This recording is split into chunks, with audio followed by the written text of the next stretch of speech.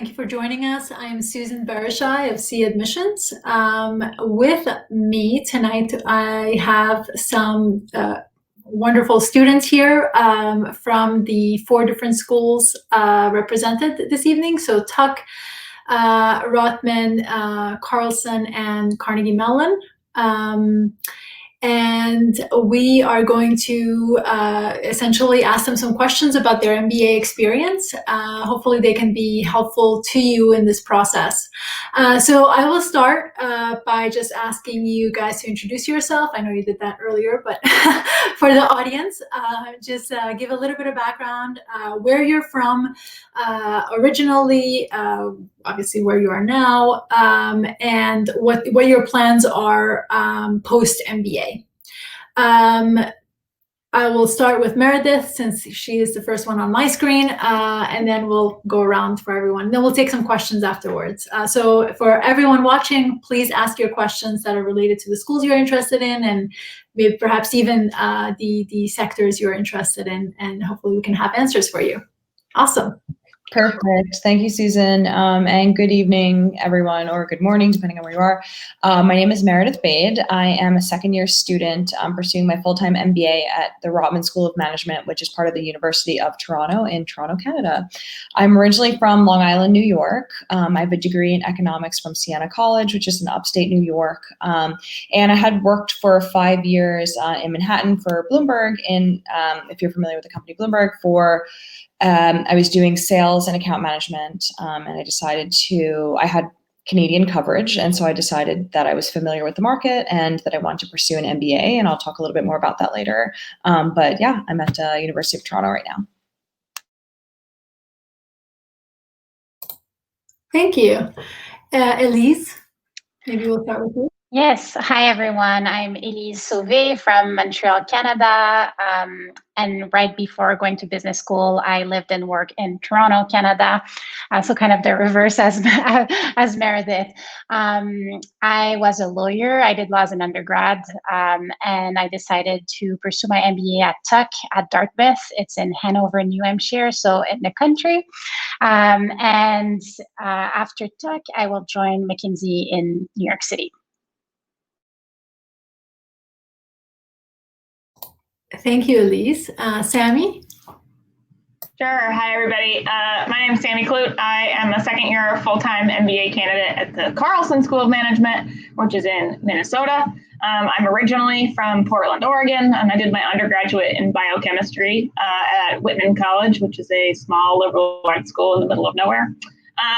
Prior to my MBA, I ran a startup winery and got tired of, polishing a concrete floor and then running upstairs to lay on the floor and write financial projections. So I decided to go to business school to leave that tiny town and also just to professionalize some of that finance experience. And I will be working in corporate finance after my MBA.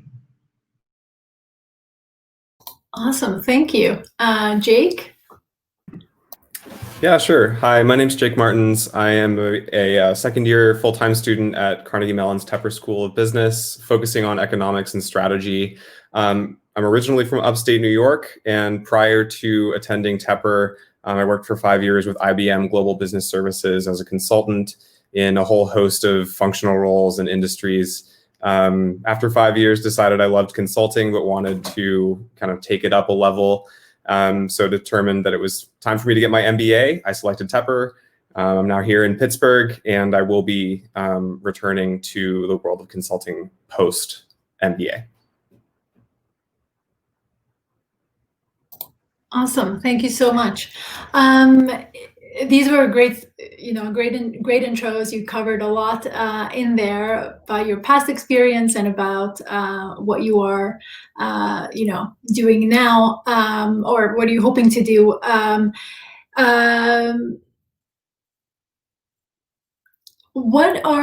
You are essentially right now all in school, and some of the questions that everyone is asking is how has COVID essentially affected everything, including internships, including opportunities. You are obviously all focused on different side of different sort of roles. post MBA. But can you talk a little bit about your experience first in the program right now, but then also the opportunities to go through your interview process for the jobs that you are looking to have later on? Whoever wants to start can start. I can start.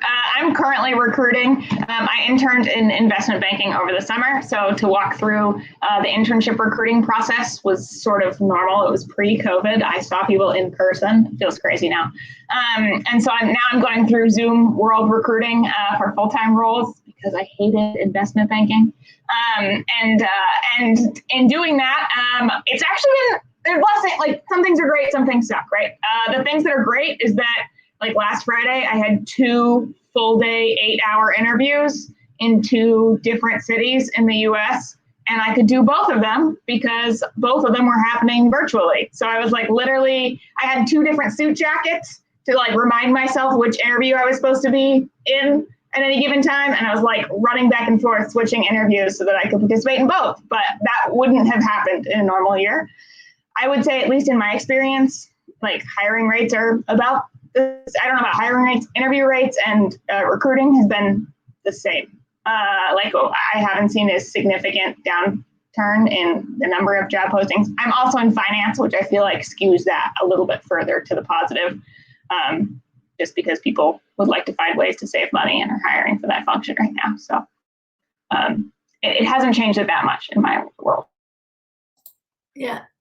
Do you feel that you have gotten the support that you need from the school equally as you have previously, or do you see a change now with, you know, the support of the institution that you're currently attending?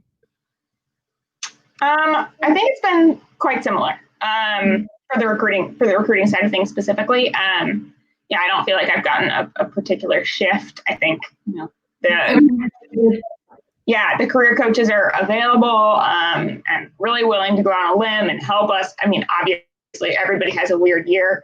And so, you know, I think they're more valuable than ever in terms of navigating this new environment. I see it's nodding, so people must agree with me somewhat. But happy if anyone else wants to chime in too on that front. Yeah. Awesome. Anyone else want to talk about their experience with, you know, internships and career? Because I think that's kind of an important question that everyone is interested in hearing about. I get questions often of, you know, should I apply this year? Are there going to be even jobs when I graduate? So this is kind of, you know, an important step, and I think a conversation that needs to be had. I'm happy to chime in, both on the university front and then also on the internship front. So one day we were in person and there were mumblings of going virtual. And then the next day, Rotman just moved us all one fell swoop virtual. And I can say that the university did an awesome job, down to, like, the faculty and the staff level doing an amazing job at just kind of trying to keep us in the loop and managing the volatility in the situation as best as they could. So I actually found, and I don't know if anyone really would agree with this, but I actually found that I learned just as effectively virtually as I did in person, and I had fewer distractions. That said, I had already, you know, met people in person earlier on in the year, so I didn't have that as, like, a drawback at going virtual. And I also completed actually an investment banking internship. That one's for you, Sammy, this summer, and it was entirely virtual. And I found that what was really important in helping me succeed was just over communicating, not to an annoying degree, but, you know, communicating and just making sure that I was on the same page with my boss, with my teammates, and things like that. Just, you know, picking up the phone when I had to, just making sure that I was still on track and really asking for feedback. So I thought that that was something that's crucial, where, you know, you don't get to read people's body languages, or you don't get to hear people's tone, right, when you're virtual as much, just because a lot more is going on over email. So that's kind of, those have been my experiences with this environment this year. Yeah, thank you for that. Yeah, I was watching a webinar the other day, and I heard that was sort of the sentiment about this new world, that we have to, adapt to being able to overshare in a sense, because no one knows what you're doing if you're not in the same office, in the same space. So that totally makes sense. Elise or Jack, do you want to chime in?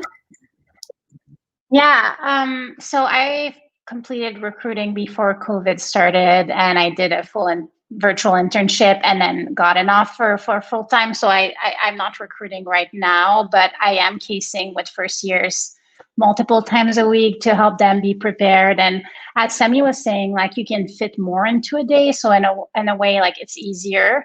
And like, so that's kind of the recruiting part. On the social life, life at school part, Tuck is in the middle of nowhere. I don't know if you've been. It's basically in the mountains in New Hampshire. And so it's been very special because we feel very safe here, and we're such a tiny community. We get tested every week, the school. Like, we have the option of going into the classroom, but most of the people are not going because we would need to wear a mask during class. But what's nice is that, we all live in houses in the woods. I have like a fire pit in my background, in my backyard. So it's really nice to be able to enjoy, the kind of the country life while at school. And I think it's kind of a safe environment. So that for me has been great. But also, as Meredith was saying, I knew my classmates before coming to Tuck. What's nice for the first year is that they live in the dorm. So it's basically, you live with a bunch of people and like under the same roof. They have to be socially distant. And I think the rules are pretty strict, but it's kind of different to be in the woods than being in a big city, which kind of is maybe the silver linings of COVID for us. That's great. I'm glad you have such a great experience. I know for some people the countryside is wonderful, with some others it's not necessarily the case. Awesome. Jake, do you want to chime in?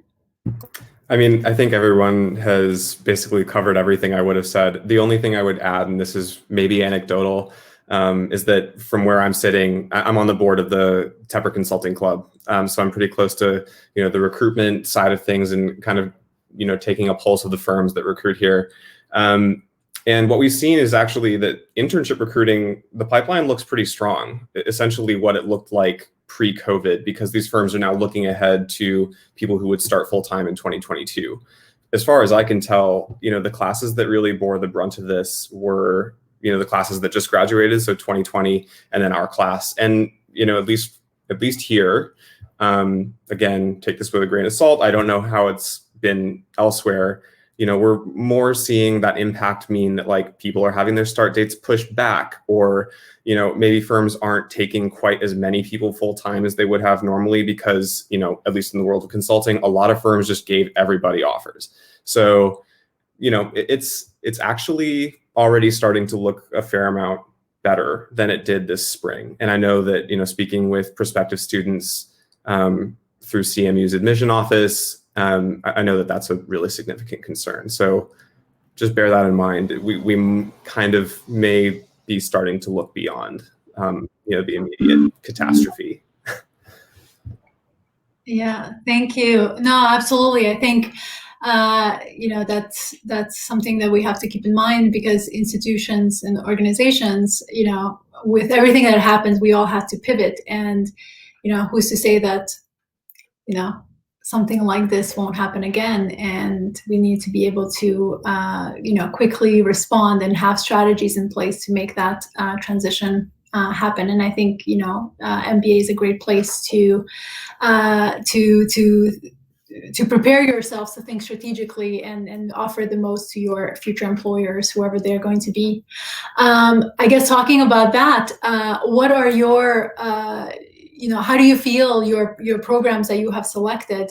Well, one, what was the reason that you selected them? And two, have they delivered on the promise that you had initially imagined? And how do you feel prepared? I guess this is a three-part question. How do you feel prepared about or how do you feel the program has prepared you for your future role? Whoever wants to chime in. I'm happy to start. So I knew going into business school that I wanted to go into consulting. So obviously I looked at schools that had good consulting profiles and where most of the class would go into consulting, such as STEC. And then in terms of why the school itself, there were a few reasons. The first one was that it's close to my family in Montreal. It's only less than 100 miles from the Canadian border, actually. So it's really, really close to Montreal. So that was the first thing. Second, I went to university in the city at University of Montreal, and I never had that kind of quintessential US experience. So for anyone coming to tech, it's like what you picture in the movies, like kind of the campus. So that was nice. And then another reason for me that's really important, that's kind of moved during COVID, is that I wanted a school where it's a fully immersive experience. So we're not allowed devices in the classroom. We have to take our notes on paper. So we need to be fully engaged. And I know my attention span is so short that I needed something like that. And same thing, the MBA is the only program at the school. So like the school is focused on its MBA students. And then in terms of how the school prepared me for a career in consulting, obviously there's the consulting club, which like the second years take so much pride in training the first year into applying. Then we have a very general curriculum. So it's, the perfect mix of classes for especially a non-traditional background like me. And then we have, immersive like consulting hands-on experience, such as the first year projects, on-site global consulting, community consulting. So these are the main reasons. So overall, I felt very prepared. Obviously, a lot of the preparation is on your personal time. So like the school can only do so much, but tech enabled me to accomplish my goals. So far, so good. That's great. I am glad that that's, the challenge of, applying to a program that you're not in the program and you don't know. So you're basing your decisions on sort of information gathering and your due diligence. So it looks like you have done your due diligence. So that's great.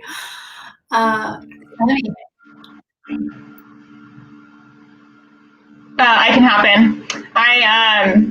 I kind of on the flip side had literally no idea what I wanted to do post MBA. Everybody kept telling me I should probably figure that out. I finally did, but it took me like all the way until September of this year. And so like, I think that's like, if you don't know, it's also okay. And so I knew what I wanted was a program that sort of carried forward the experience I had at a liberal arts school. I really liked I was looking for an education model that focused on like experiential based learning and connecting kind of cross-functionally, which is like a business buzzword, I know, but it's real, where you can like communicate in a marketing style and also in a finance style and like get everybody on your team so you can all move forward together. And I think, a place where you're working on actual concrete projects delivers that really well. So the kind of the cornerstone of Carlson's sales pitch is that we have these enterprise programs that are a full year, the second semester of your first year and the first semester of your second year. And frankly, most students stay on for the third semester, which is the final semester of your second year, 4 kind of functional areas, 3 of which kind of all serve as consultants to local business communities.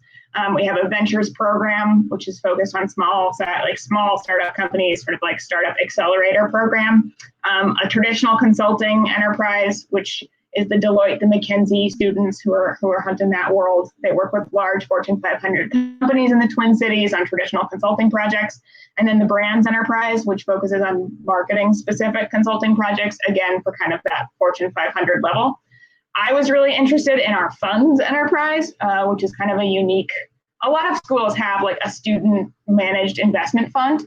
Carlson's is the largest in the nation. We have $50 million of outside institutional investors invested in our student fund that's run by our full-time MBA students. And then we have undergraduates working for us as well.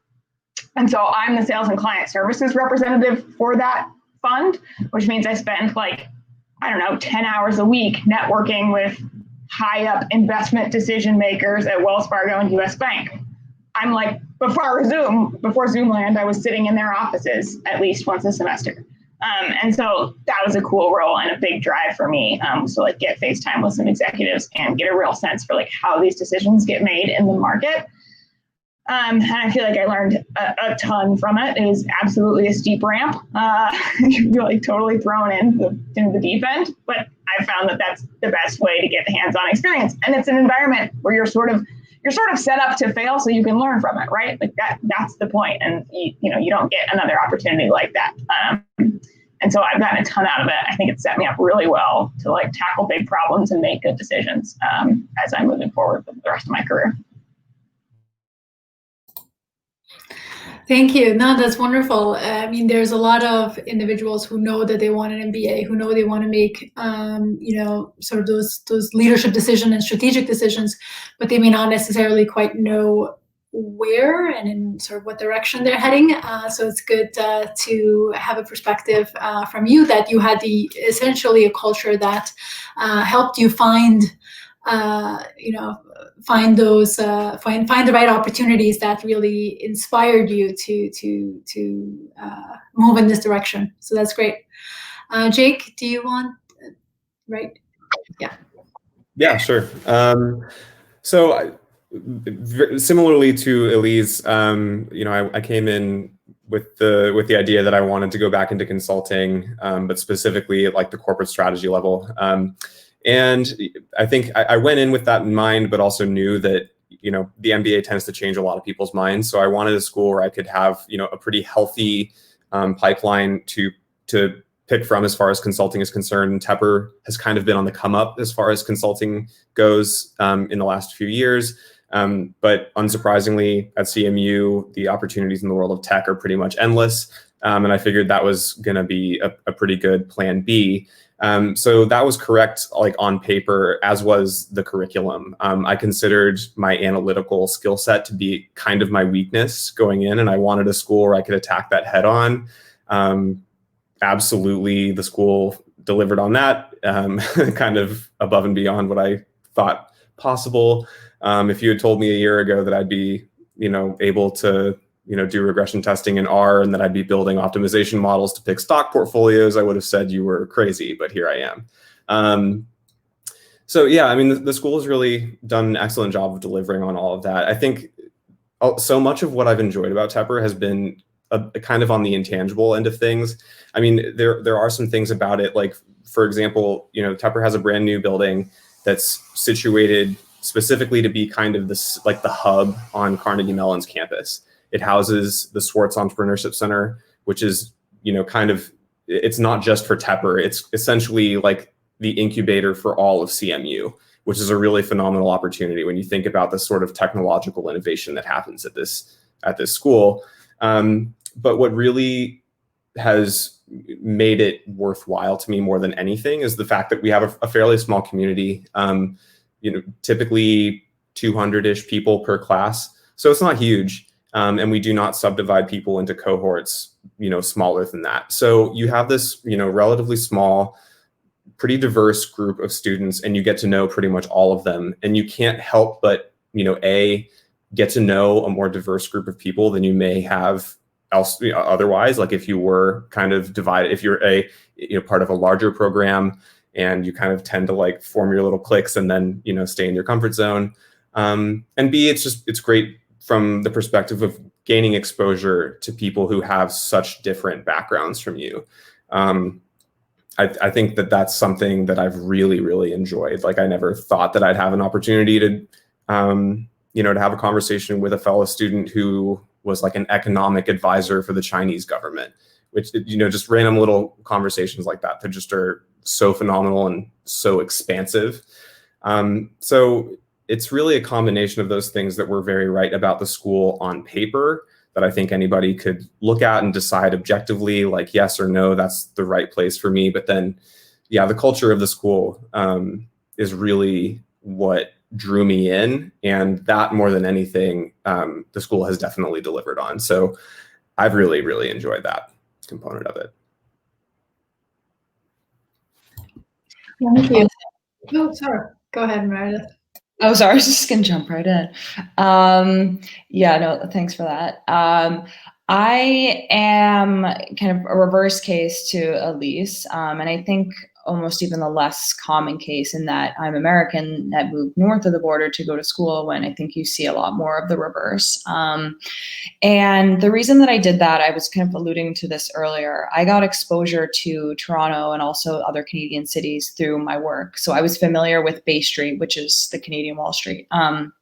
And I was familiar with Toronto. I thought it was an incredible city. And I had already been starting to build a network there. So Canada was kind of open to me as a next step, a next option. I also had personal reasons to be in Toronto. So I ended up only applying to the University of Toronto. And I looked at some of the other Canadian schools as well. I looked at a couple of schools in New York. I looked at INSEAD. It was definitely a time where I was soul searching for sure. But I found that Rotman, firstly, was a really welcoming place. I felt awesome when I went there to just go visit, and I got like a tour around.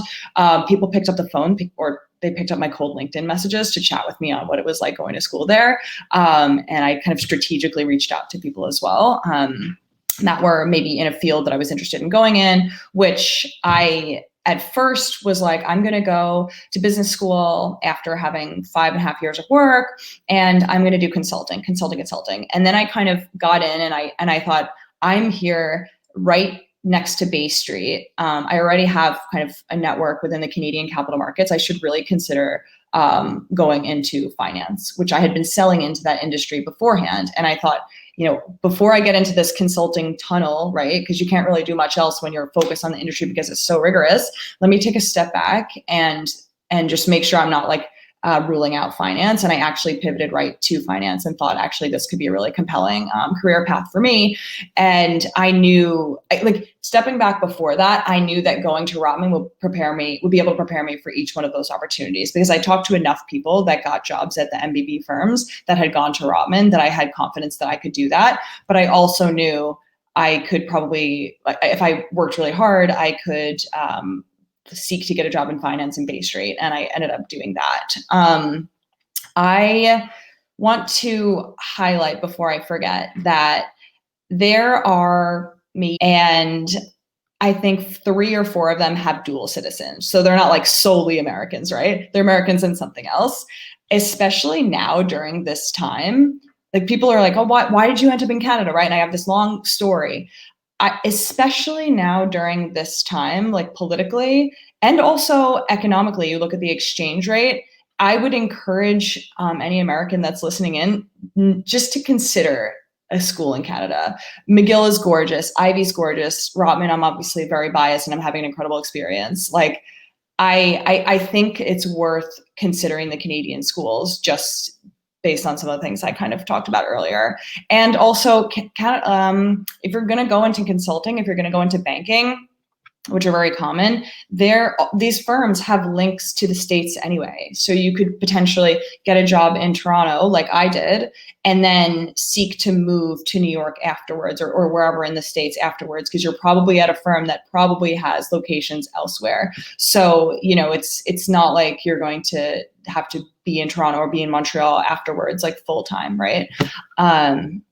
And the school, I think I talked about how the school has done a good job at delivering on some of these promises, and that they would prepare me for either one of the routes that I wanted to go down. But I wanted to say that Rotman is also an experience that you make your experience. And I bet that's true for other MBA programs too, right? There's just like so much out there that you can choose from.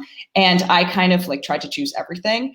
And I joined 14 clubs and I did the whole thing.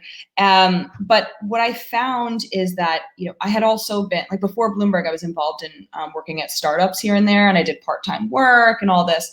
And Rotman has something called the Creative Destruction Lab, which is an entrepreneurship accelerator, essentially. And I was like, I really want to be a part of this. I want to be paired with a startup.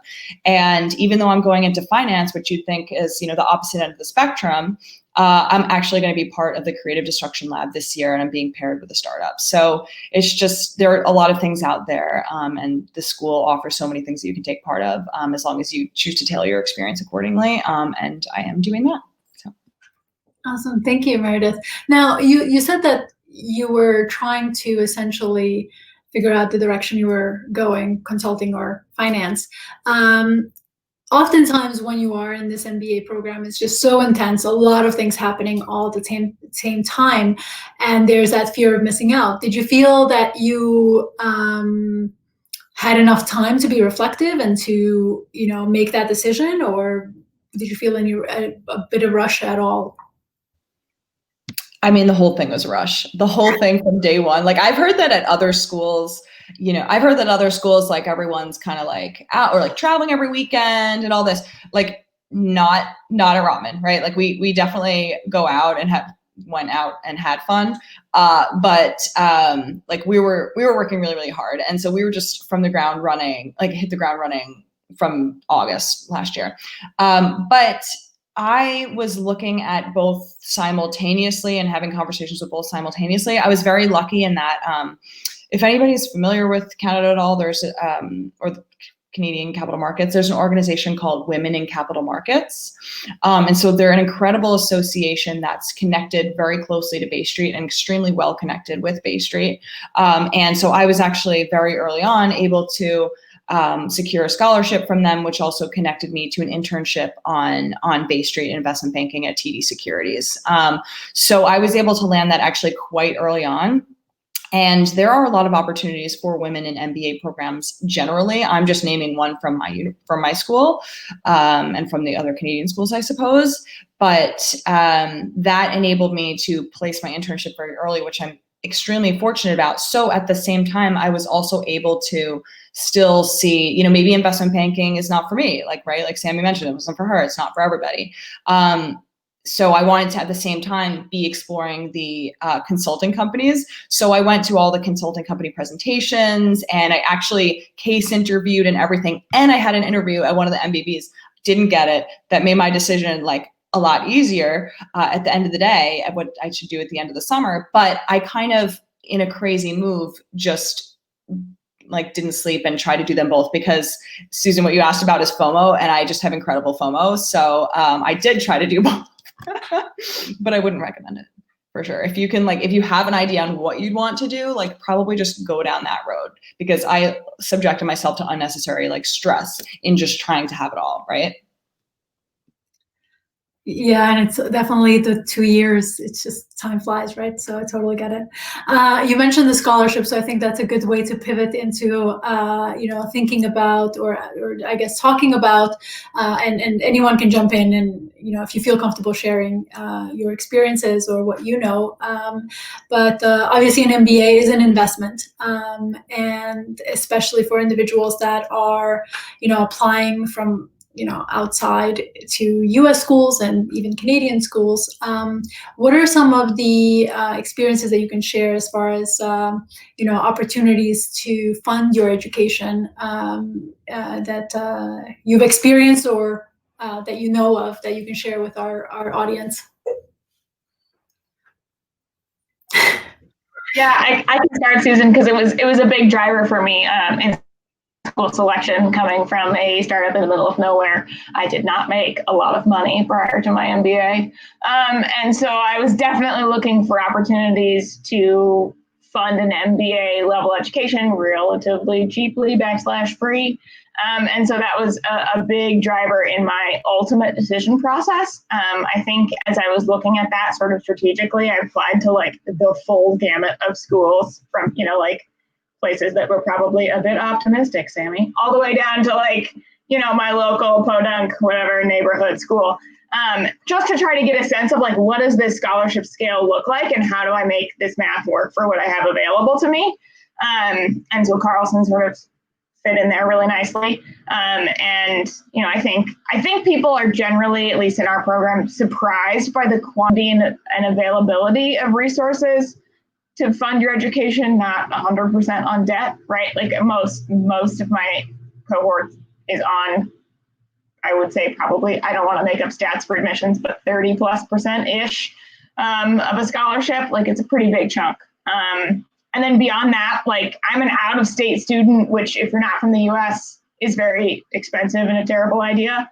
But because I took a TA ship for my second year, I ended up with in-state tuition, which was a big discount. And then I got another tuition abatement for working for the student affairs office. So what started out as planning to put me in like 70K of debt is going to wind up being like 5. And so like I would say, you know, it is very doable. It feels scary. You should absolutely have a plan for what you're going to do if all of these little subsidies don't add up and work out, because that does happen too. But by and large, I think most people wind up not spending $200,000 on their education if you're at kind of at a school that has that option. Sorry, just a technical issue. Oh, go ahead. Sorry. No, I just wanted to say thank you, Sammy. I think that's great to know, because oftentimes it seems like the financial sort of aid and packages and options just very confusing and not very central. So I appreciate you sharing that for sure. Jake, you were gonna say something? Sure. I mean, honestly, I was just going to echo a lot of what Sammy had to say, which I was really just surprised with the just the array of options available. I sort of assumed it was kind of like, well, you're going to take on debt. Do you want it to be from the government or from a bank? You know, and that's kind of the extent of your options. But yeah, I mean, when I came to CMU, I was fortunate enough to be given a grant, which I did not expect. I don't consider myself the sort of, I don't know, a member of really any demographic that would typically get that. So I was happily surprised. And I can say anecdotally, I know a lot of my classmates from overseas have been given grant-based aid as well. There's also a pretty wide array of named scholarships available to students from various backgrounds and of different affinities, and people who are pursuing different goals, right, depending on where you want to go. So I was just very pleasantly surprised. I would just say, it's the sort of thing you definitely have to do your homework to understand what the possibilities are, because they aren't, truthfully, I don't think that they're advertised as well as they could be. So, it's definitely intimidating. And like Sammy said, definitely do your homework, but be aware that there are lots of resources out there, probably more than you know about, that can make this very attainable in the long run. Yeah, I think, Jake, if I can jump back in, sorry, Susan, it just sparked for me that like one of the things I did in my application process, which as the admissions lady, you might not want me to tell everybody on this call, but I emailed my like admissions directors at the schools that I was seriously considering and said like, hi, I'm a gay minority woman interested in finance. What do you got? And that was a super powerful tool.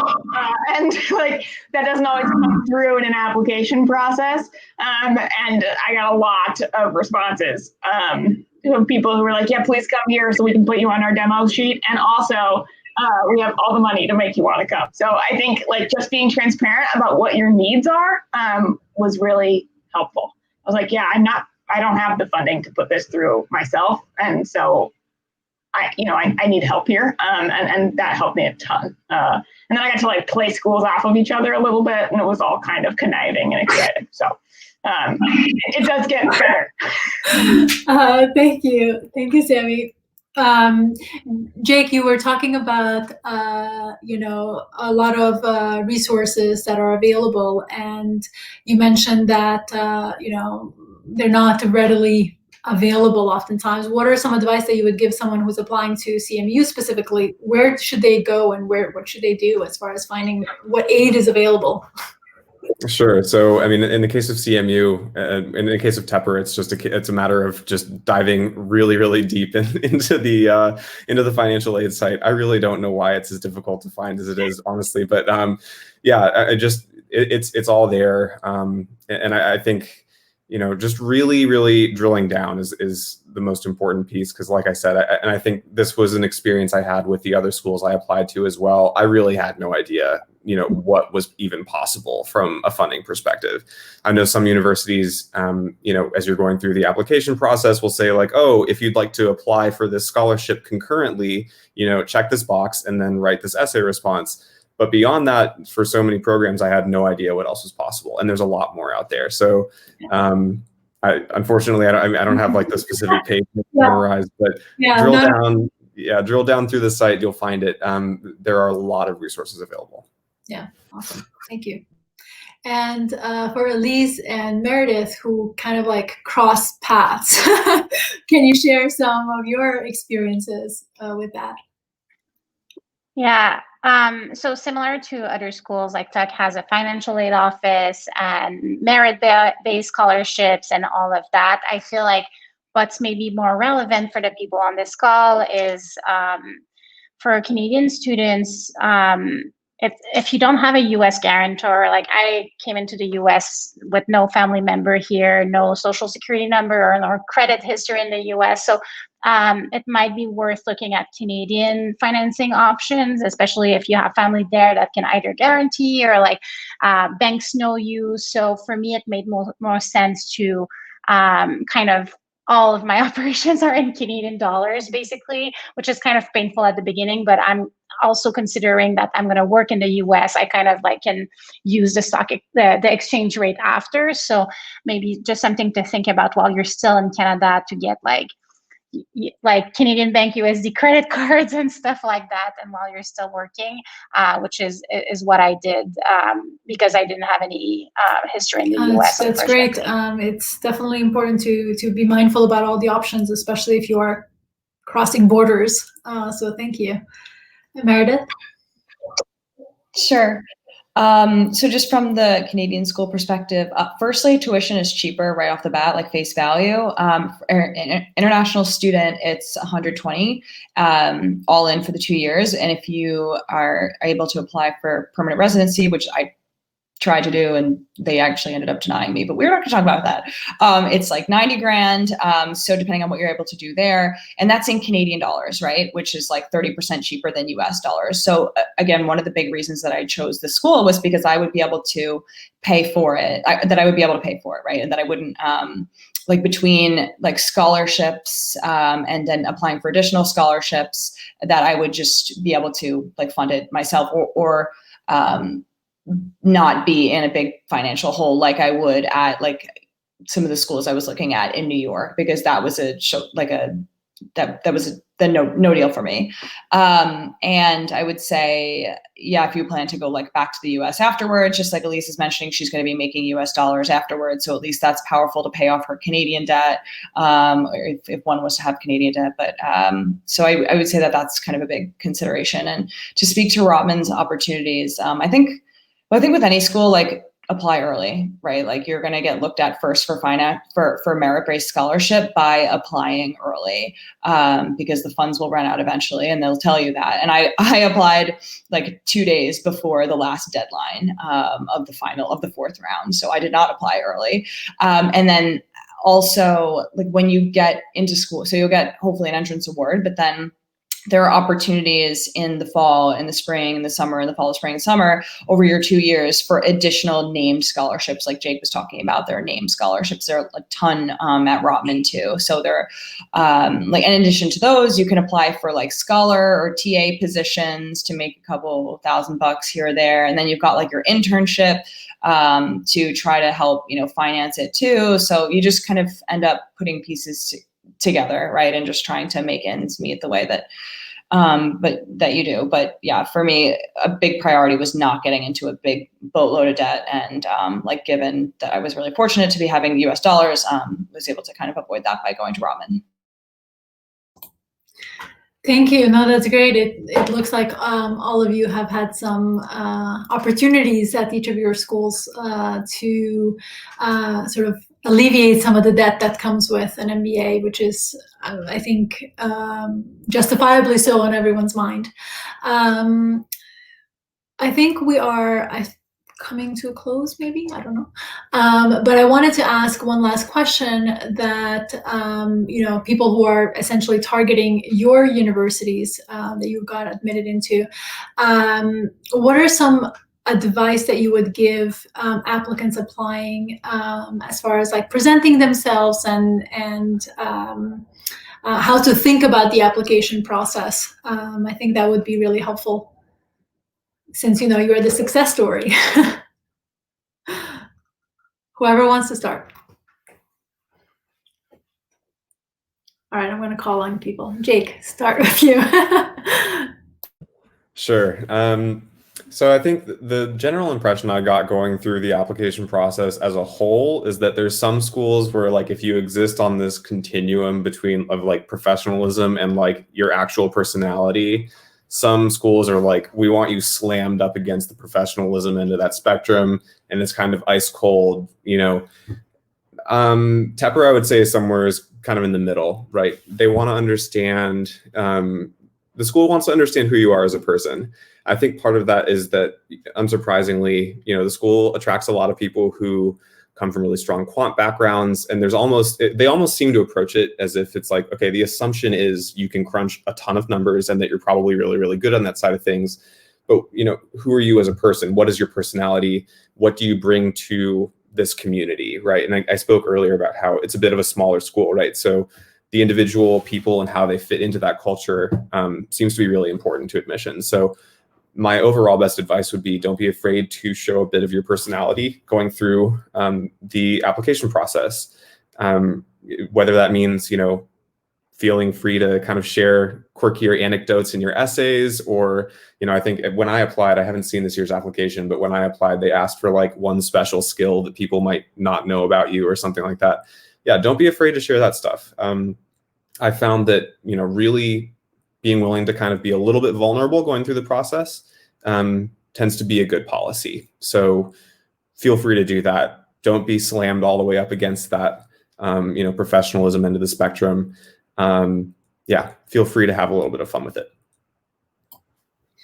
Yeah, I think that's great advice. It's always kind of, you know, finding that middle ground where you still want to show who you are as a person and what values you have, but obviously at the same time you want to show that you have professional skills that are marketable, you know, in the job that you're seeking. Awesome. So Sammy. Yeah, sure. So I think, yeah, touching on, I totally agree, Jake, with where you're at. And I think Minnesota sits sort of similarly on that continuum. You know, we have people on both sides, and I think that the gravity sits sort of towards the middle, which is that, you know, like we all have interests. And I think, like, coming from a very non-traditional background, I was like a whitewater raft guide before the wine world. There's no redeeming qualities in business back there anywhere. Like I spent a lot of time kind of settling in that introspection of like, why do I want to do this? Like, what is the goal? Not so much what's the goal. That was a later development for me. I mean, I spun some like, I want to be a professional consultant story, but the point, and I think the piece that really connected to admissions at all of the schools that I talked to, but really particularly at Minnesota, was that like, this is the next step for me to go where I want to go, even if I'm not 100% sure of where that's going to land. But like being able to tell this like growth story where I started here, I worked my way up, I took on more and more responsibility. I sort of peaked out at my last organization. I know I want to continue doing all of these small things, but at a larger scale. And I think, you know, getting that well-rounded business education is the best way to do that. Like being able to spin the story of like why this makes sense in your life at this point in time. Especially I'm a younger student, and so I had some convincing to do on the why I'm a valuable asset to the school and why I'm going to be good for a company coming from a shorter business background. But it was really about that motivator. What is in it for you, and what do you bring to the table? Even if you don't have a clear, I was a consultant, I'm going to be a consultant life trajectory. Yeah, that's a good point. I think a lot of people applying have that concern because at one side they're not quite sure where they're going, and then the other side, well, the admission committee just asked me what are my goals, and I need to say something, right? So I can't say I don't know what my goals are. So I agree. It's just going down that. I think that's a great approach to you know, take those somewhat steps that you need to take as far as like showcasing the growth that you've had, but then also where do you see that leading, even if it's not precise later on. So that's great. Elise. Yeah, so it's interesting because I was talking with classmates today about essays, and everyone's trying to be so original and so different, but like thinking about an admissions committee, they've probably seen it all, like nothing is original to them. So I think like what's most important is to be true to yourself. And at Tuck, I remember when I was writing my essays, some of my friends, there's a question is, Tuck students are nice, like tell us about a time you were nice or help someone or someone, something like that. And some of my friends were like, well, you should talk about this. And then like I knew what I wanted to write, and even people around me were like, I don't think you should do that. And I still did it and it worked. So I think you just stay true to yourself and share your essays with a few people, but also you don't have to agree with like what everyone is telling you. And in terms of more Tuck specific, I would say that Tuck is a very special place. If you can visit, obviously right now it's maybe not possible, but maybe do the virtual tours. It really helps because it's really in the middle of nowhere, and it's an amazing place, but it's not for everyone. It's a very small class as well. So I feel like if you've been to Tuck or talk to Tuckies and you feel like this is the place for you, it should really be reflected in your essay as well. And also the questions are a bit different than other schools. So sometimes it's kind of, I mean, all schools are different probably for essay questions, but kind of reflecting your love for the school is probably a good idea. Yeah, that's definitely an interesting component that oftentimes, it may be overlooked about, out of all the MBAs in the world, why did you choose, in your case, Tuck or, CMU or Carlson or Rotman, why that specific school? So I think it's great advice to share. One is to be true to yourself, as you pointed out, and really showcase what matters to you, because at the end of the day, that's what makes you unique. And also, how does that relate, or how does your personality relate in a way to the school that you're targeting? So that's great advice. Meredith? Yeah, sure. Thanks so much. The application to Rotman was pretty interesting. The essay questions were, the question was, tell us about your spike factor and show us a picture as well. And you can do up to 3. So I did two different pictures, which showed 2 different spike factors of mine, AKA like what was an experience that I had that developed me, and my spike factor being like the differentiator that I have about myself and how it related to that experience. And so I talked about the experience itself, kind of where I was before that experience, where I was after that experience, and like what that developed in me, and then also looped it into like my kind of future goals and also my values. So it was a 1 pager for each, not including the photo. And it was an interesting way to assess both like my personality, and then also compare that. We didn't really talk about, I guess some of those things would talk about like professional aspects of yourself, but it really was more on like the who you are component, because they can see a lot by your resume and also your letters of recommendation, which is the second thing I wanted to touch upon. I really carefully picked the individuals who were writing my letters of recommendation. And I recommend that when you do pick individuals, that you actually like feed them a list of, like remind them a list of things that you did together, or even if it's like one key story that conveyed your leadership, your problem solving or impact, things like that. Like remind the person writing a letter about you, about the ways that you work together, just so that they can put together like a really compelling case for you, and like spend some time with them thinking it out loud. Let's see, the admissions process. I guess when you're looking at a number of different schools, it's, at least the way that I think about it, and I kind of approach life this way, and maybe it's mechanical, but that's the way it is for me, is I'm optimizing. I'm optimizing for career path. I'm optimizing for network. I'm optimizing for location. I'm optimizing for the experience that I'm going to have. And I'm also optimizing for cost here, right? So when I spent months and months just kind of, I visited other schools, or I went to webinars and things like that, and only ended up applying to Rotman because I was like, yep, this will be the optimal point for me. And so I just considered those pillars that were important to me and talked to a lot of people, and then also put my application together. And I thought, like, this is this is the result of my optimization in my life, at least of my MBA program. So I say maybe you could do the same thing. Yeah, no, I love that. That's great. It's part of the school selection process. It's just, just so many out there that you want to make the right decision. Also, you pointed out the recommenders. I think that's a really interesting and important point that I would recommend also everyone take note, because there is one thing that you talk about yourself in a particular way. There's another entire different thing when someone else talks about you in the same way you talk about yourself, or really showcasing that what you are highlighting in your application matches how other people see you. So spending time with your recommenders, it's another important component that it's essentially, those recommendation letters are very valued in the admissions process. So do optimize the time that you're spending with them, and making sure that they have what they need to write the letter of recommendation. Because if they're agreeing to write your letter of support, they're essentially wanting to help you get to where you want to go.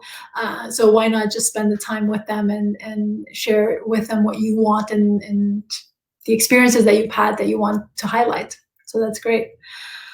Thank you guys so much. I know there's a lot of questions from me. I'm not sure if doesn't look like there are any, but thank you again. Do you have any last things you want to say to everyone watching? No, that's it. Good luck.